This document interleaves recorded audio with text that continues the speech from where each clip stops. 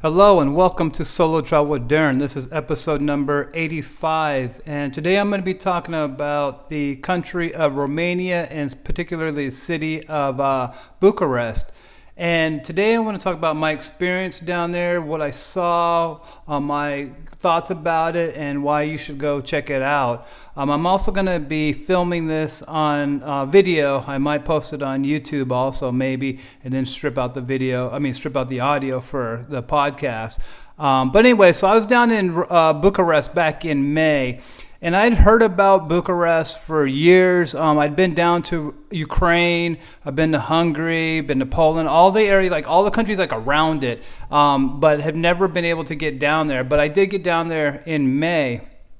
And there's a lot of stereotypes about Bucharest or about Romania, and they're not good. They're like, I remember the negative stereotypes were that there was gypsies all around, and it's just like a rough city, and it's all, kind of like that.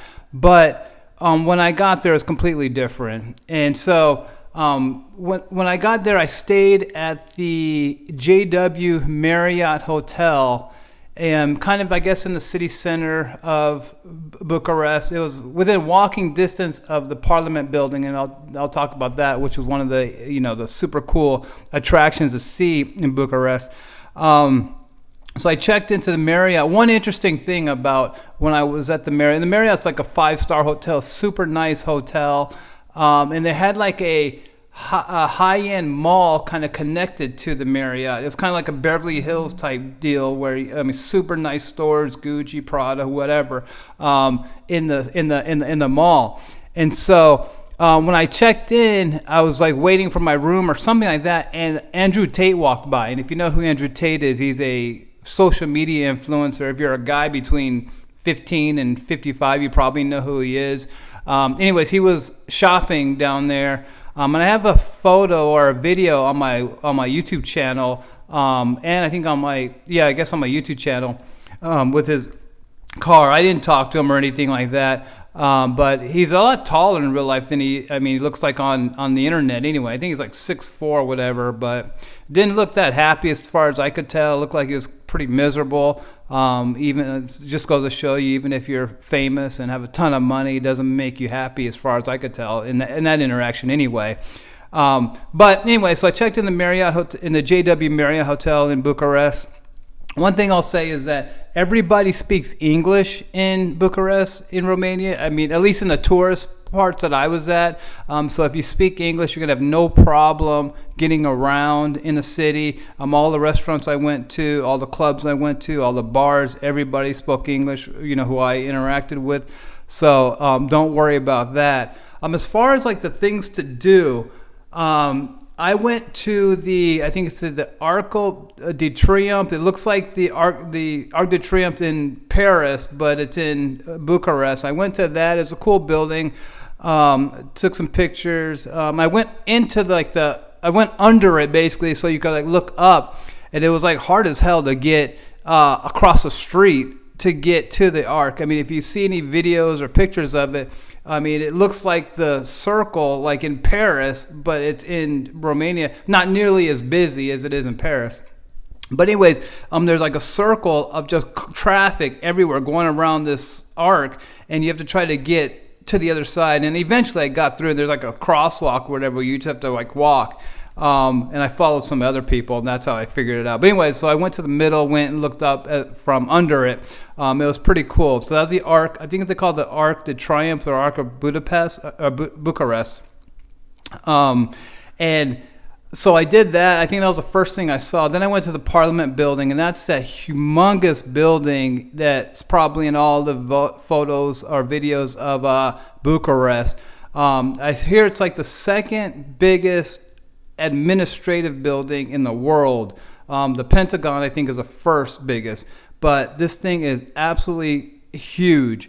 And I've read a little bit of the history about it, in that it's really controversial when it was built, because they had to destroy a bunch of the neighborhoods around there to build it, and so nobody liked it. It was, I guess, the president's kind of like the gaudiness of the whole thing was controversial. But anyways, it's huge. I mean, off the top of my head, it's probably 3 miles by 3 miles. That's about how much space it covers. It's just absolutely enormous. You got to see it. And all the pictures I put on the internet, none of the pictures do it justice. I mean, when you're there, it's just like, it's so big, it looks like it's going to like sink down into the ground. When you see it there in real life, it's an incredible structure. So that's the Parliament building. Check that out if you're there. I did see that. And then I went to Old Town, and that kind of goes back to what I said earlier.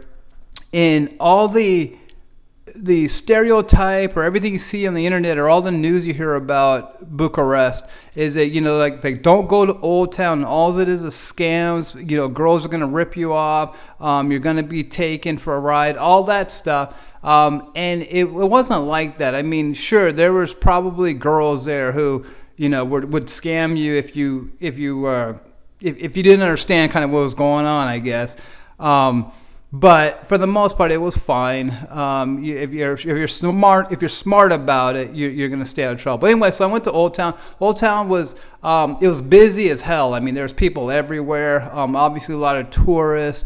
It was a tourist trap. It was all the restaurants had everything in English, and the pictures of food on the outside. So you know that you're in like a tourist trap part of it.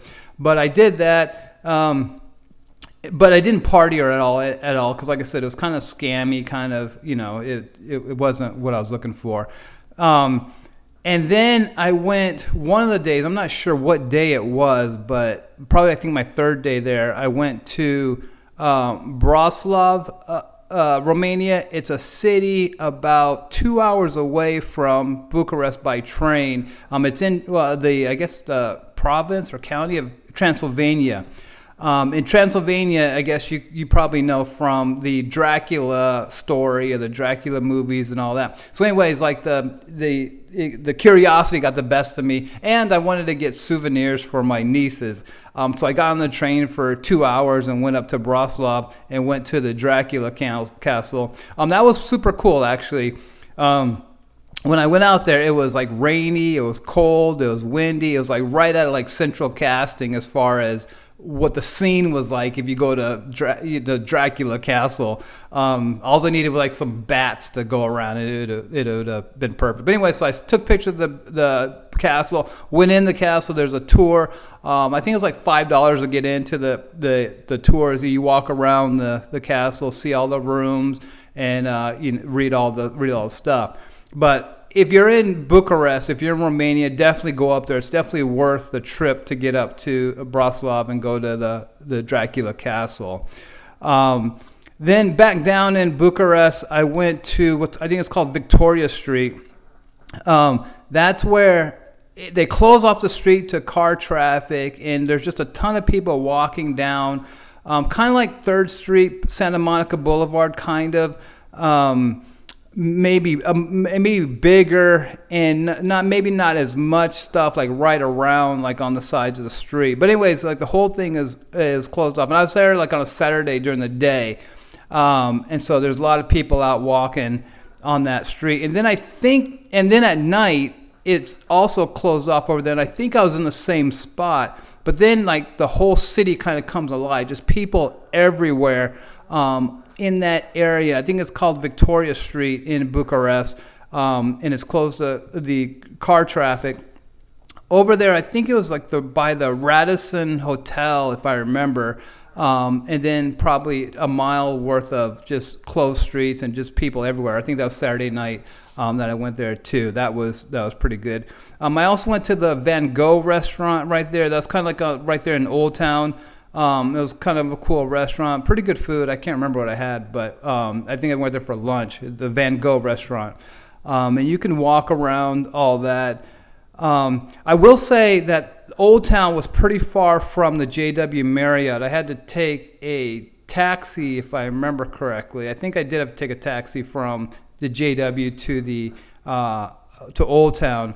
I don't think you could walk. I mean, maybe you can. Maybe you can walk. It's a long walk, but you can walk from Old Town and Victoria Street back to the JW Marriott. if I remember correctly. But anyways, and then as far as like going out, I did go out, and I went to the TNB Aria rooftop. I think it's on top of the Bucharest theater or something like that. But anyways, it's a rooftop bar lounge. Super cool. Good looking girls, good looking Romanian girls, locals who were hanging out there. I did cold approach a couple girls probably 6 or 7 girls when I was up there. And I met these two Romanian girls. One of them spoke pretty good English, and the other one didn't speak English at all. The cuter one didn't speak English, which is kind of par for the course. Usually the girls who are the hottest foreign girls, they don't speak English. But that's neither here nor there. But anyways, so I met these two girls, hung out with them pretty much all night.